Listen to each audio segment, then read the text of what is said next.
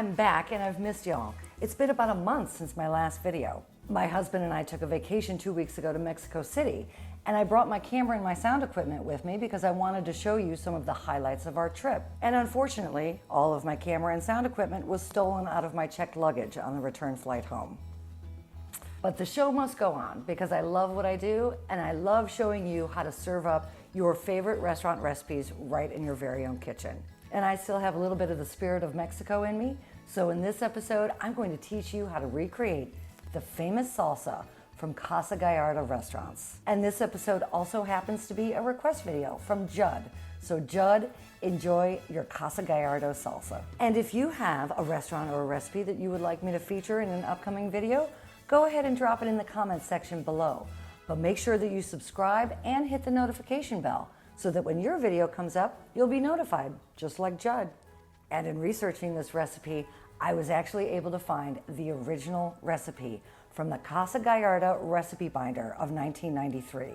So this is the real deal. But the original recipe makes a yield of 1 gallon of salsa, which is like an awful lot of salsa.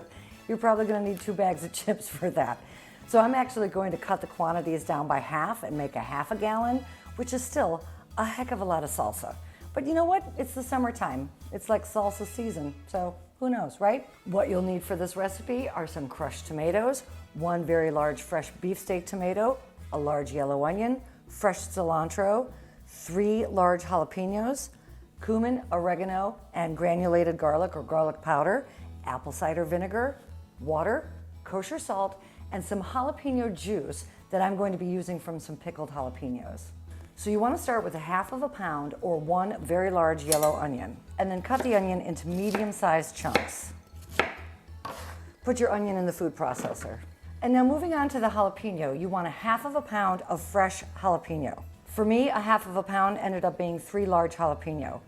If you don't have a weight scale at home, then feel free to just use the scale at the grocery store in the produce department. Now, Casa Gallardo had 2 versions of their salsa. They had a mild and they had a spicy. Now, if you want the spicy version of the salsa, you're going to put the entire jalapeno into the food processor, meaning the seeds and the ribs. And if you know anything about me, you know that I like spicy, so I'm gonna make the spicy version. But if you'd like the mild version, there's 2 things that you can do. First of all, you can obviously cut down on the amount of jalapeno that you're putting into the recipe. And then the other thing that I recommend if you want the mild version is to remove the ribs and the seeds completely, because that is where the majority of the spice is held in a jalapeno, or a pepper in general. And then give the onion and the jalapeno pepper about 10 revolutions in your food processor. You don't want a puree, but you also don't want big chunks either. Casa Gallardo was founded in 1975 in the St. Louis area by Ramon Gallardo. Now, you may or may not know that the 70s and the 80s were a huge time for Mexican restaurant chains. And Casa Gallardo was up there with their competition being El Torito and, of course, the famous Chi-Chi's restaurant chain. And in fact, in 1982, Time magazine wrote an article entitled The Enchilada Billionaires, which wrote about the popularity of Mexican restaurant chains. And Casa Gallardo actually bottled his salsa and you were able to purchase it retail. In fact, I think in some places you still can. So this is the consistency and the texture of the peppers and the onions that you want. Like I said, you don't want it to be a puree and you don't want big chunks either. So just like a nice fine dice. And now you want 1/2 pound of a fresh and firm beefsteak tomato. You want this tomato to be in a 1/4 inch dice. So I've sliced my tomato thinly and now I'm gonna chop it down a little bit further.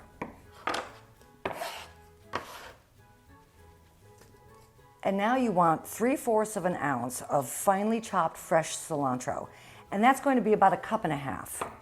You can leave the stems in the cilantro. Actually, the stems add a lot of flavor to it, but just make sure that it's really finely chopped. And then add that to your mixing bowl. And now you want 1.5 pounds of canned or boxed crushed tomatoes. I like Colvita brand, but there's a lot of other brands that are great out there. And 1.5 pounds is going to be about 28 ounces. So add that.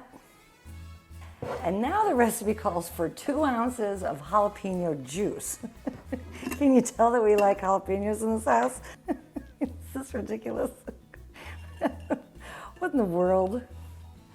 Oh, there's something wrong with me. Oh, well, there's a lot of things wrong with me, but my love of jalapenos is probably not at the top of the list. All right, so I'm using a 2-ounce ladle here, and I'm just going to add in the brine from the pickled jalapenos, and that's going to act as my jalapeno juice.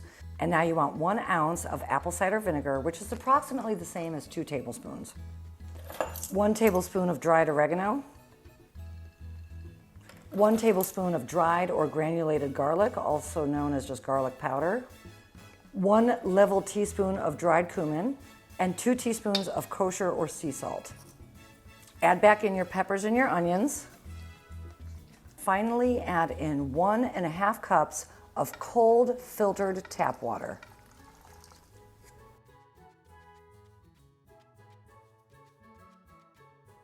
Put all of these ingredients back into your food processor and blend until you have a smooth but slightly chunky texture and consistency.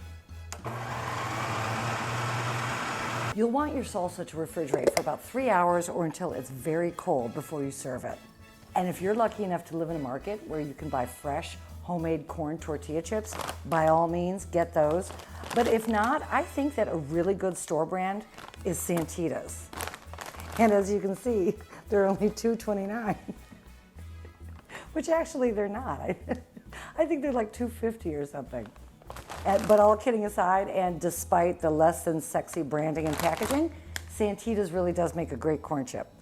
And just remember that double dipping is a total party foul.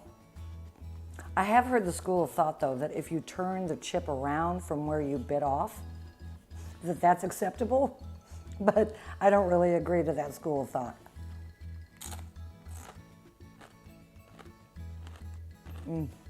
Summer is definitely salsa season. Who says we don't have seasons in Florida? We have hurricane season, alligator mating season, tourist season, and salsa season. I hope you're enjoying your summer so far. I hope you enjoyed this video. If you did, feel free to give me a thumbs up. And I'll see you again in my next video, where I teach you how to make another summer favorite, the Ben & Jerry's Cool Britannia ice cream. But until then, everybody, make it an awesome, awesome day. Cheers. I love y'all.